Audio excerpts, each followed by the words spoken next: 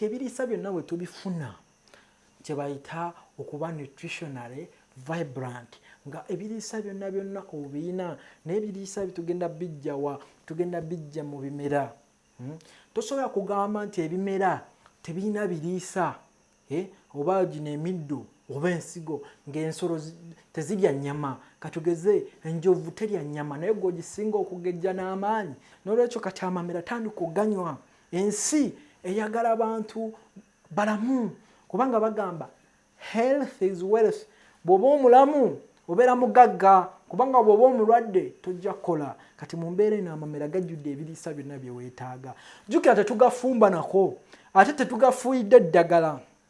Temuli lino ddagala lya muddo muli bazibu mufuuyira omuddo naddala abantu ba Buganda wano mumazeemu amaanyi mufuuyira nnyo omuddo muli banafu temwagala kulima temwagala gaba mirimu. Katonda n'abawa ettaka eddungi bwe liti eryabayisa Pearl of Africa ne mufuuyira omuddo gwonna ne mutta obuwuka bwonna obulungi obw'omu ttaka. Kyovula bakiwoto kwa abalumbye luli nabadde mbayigiriza okukola obuwuka obwa IMO bukomewo mu ttaka kubanga omuddo buwuka bwonna mu bwonoonyi.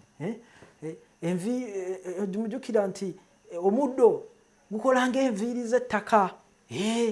Nga bw'olaba Katonda bwe yatuwa enviiri kati enviiri z'ettaka bw'ozitemako zonna n'ozisaanyaako omusana gugenda kwaka gutta obuwuka obulungi ng'ensiriŋŋanyi n'okakkalanga ettaka lyonoonese. Kati mu kifo ky'okufuuyira omuddo ogwo ojja kujja nkuyigirize engeri y'obutonde okulwanyisaamu omuddo. Sijja bigendamu leero ne CD weeri ku ekotoolyo wali eya Prof Bio ojja oyige.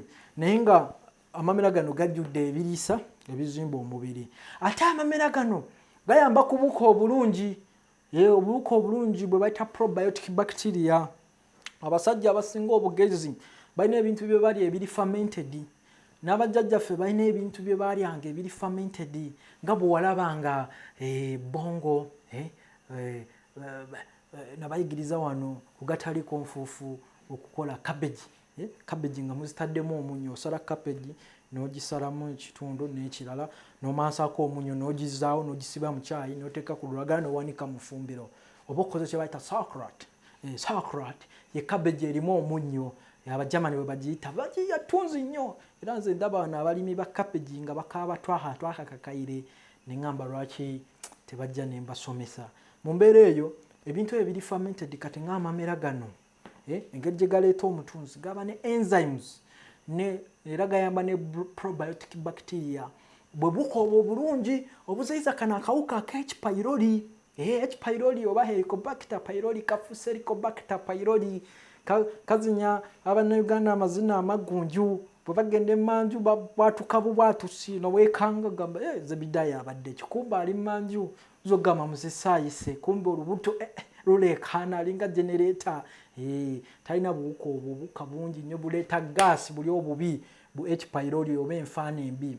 Ne kati bw'oba onyedde amamera gayamba enfaana ennungi okula ze bayita probiotic bacteria ng'ezibeera mu yogati ng'ezibeera mu bongo ng'ezibeera mu mmere eno gye bayita injera ey'aba Ethiopia tape gwe bakola mu soya.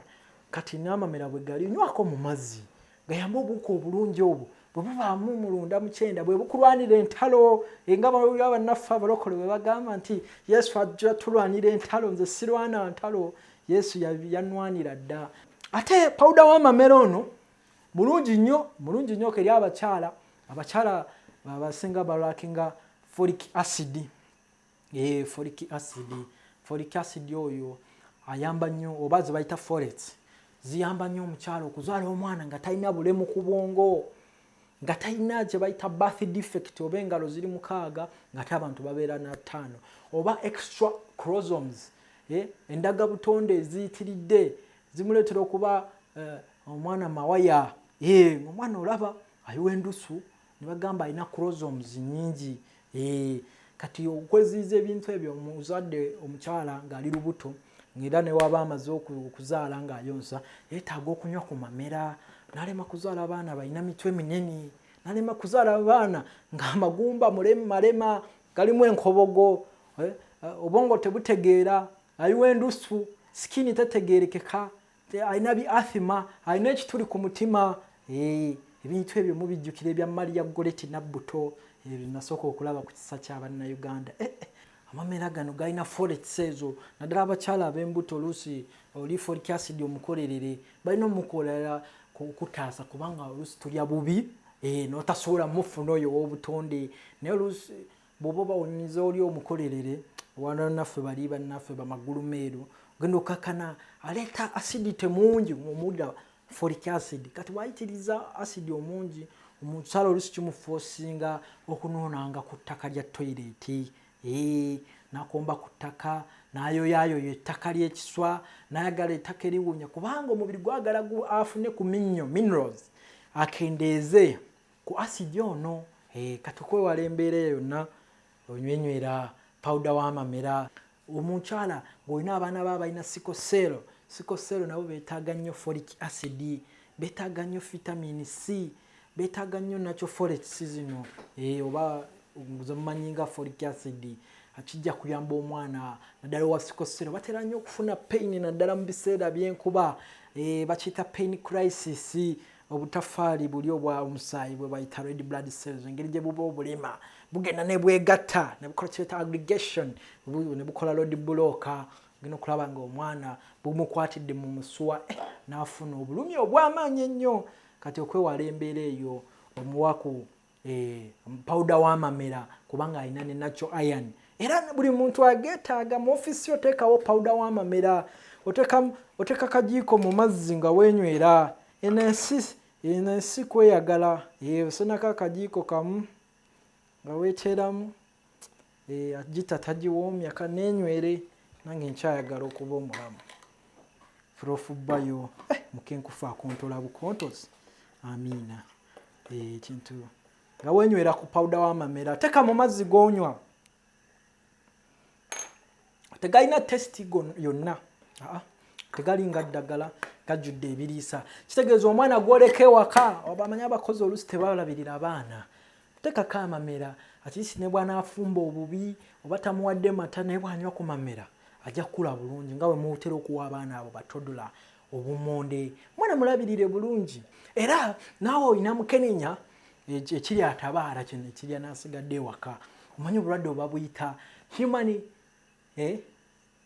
babuyita bati acquired immune deficiency syndrome awo manya kasita otuuka ku level eyo obulwadde butandise okwebasa ku ttaka deficiency tolina minnyo bugenda ne bulya amagumba kalisyamu yonna ne bumumalamu kawuka ako ne ze nakagamba bazannya n'engo kati okunywa pawuda ono mu mbeera y'abazannya n'engo ne kaba nga tekakuzannyirako noba ng'oliikiriza omubiri kiyambe abasirikale bo bwe bayita white blood cells abaami tebalina calcium musajja agenda okukuba emmese ye aba yakagitemako omukiri ogusooka agenda okulira ate omugongo gwekaase nomugamba omusajja mukulu n'amalako ate abasajja baagala otema emmese emikira agamba emmese gikuba ogitte yajaga agitemako omukira eno nawe emigongo tebasigaza wekwate powder w'amamera oterere obegene ng'okapaka chini ugitema obufiififi omukira kanyugeeri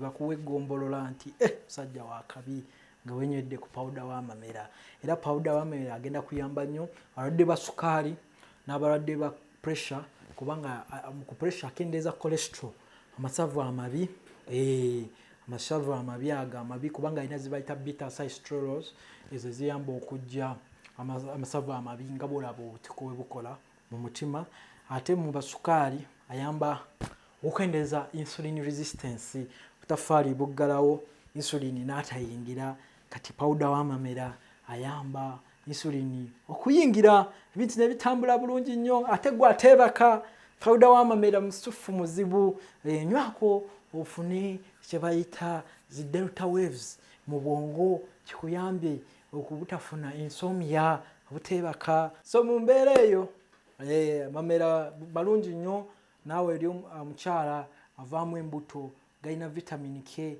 eyamba okukendeeza ku miscarriages era vitamin K yo ekuyamba obutafuna nnyo kugenda mu nsonga okuluddewo okwo abakyala bagenda mu nsonga ne balwawo nnyo ne bafuna eve bleeding mu nsonga n'abanga alwayo nnyo okwewala ekyo funa ku mamera amamera malungi nnyo gajjudde ebiriisa byonna nga tejjukira bagamba amaanyi n'amagezi gava mu biriisa mu mbeera eyo tolya buli mmere n'erya mugaso bannaffe bali we batusingira. Mu mbeera eyo bw'oba omaze okunywa amamera n'onyirira munda, naaba ku sabbuuni w'amapaapaali, naaba ku sabbuuni w'amapaapaali onyirire, ate weesiige n'ekizigo ekyekinzaali ekitalina kemiko yonna, bulungi kwefaako. Naye ggwe munono akutunuulira bw'ati n'atya nakukuba omugongo, feesi eringa erina oluyinja luno, ayagala nakwetakulira ku ggwe gw'oba omutakula, gamba bebi jangu ontakuleko, kozesa feesi yo. Mwami aba akumanyidde nnyo, kitegeeza feesi yo eringa yaffe nedda, kozesa ebizigo by'ekinzaali. Ate ng'omwaka guno bw'oba onaasuubirayo embaga, weesige kabuto k'ensogasoga. Gw'alina n'enviiri ezikutuka, buto w'ensogasoga ono gye bayita Jamaican Black Castor ajja kuyamba. Kesigire ebbanga ddene, myezi nga 6, ojja kulaba enjawulo, kubanga obutafaali ssebo okuddawo kitwala ku budde. Ate mwaka guno saagala nsiri n'abantu bawunya bubi, okubba kawo kabasama ate nga ka butondo kakkane kakuba ku piro daddi azuukuka bukedde. Yembeera bwetyo wetambula. Naye mbeebaziza nnyo okumpuliriza.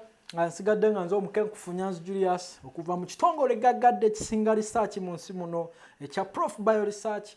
Tusangibwawo ku Equatorial Mall, ekisenge 152, level ya 2.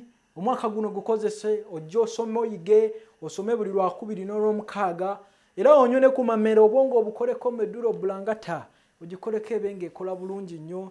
Ensi eno eyagala abagezi, osobola okulaakulana mu mwaka guno, osobola okugenda mu maaso naawe weesiimise abantu bo.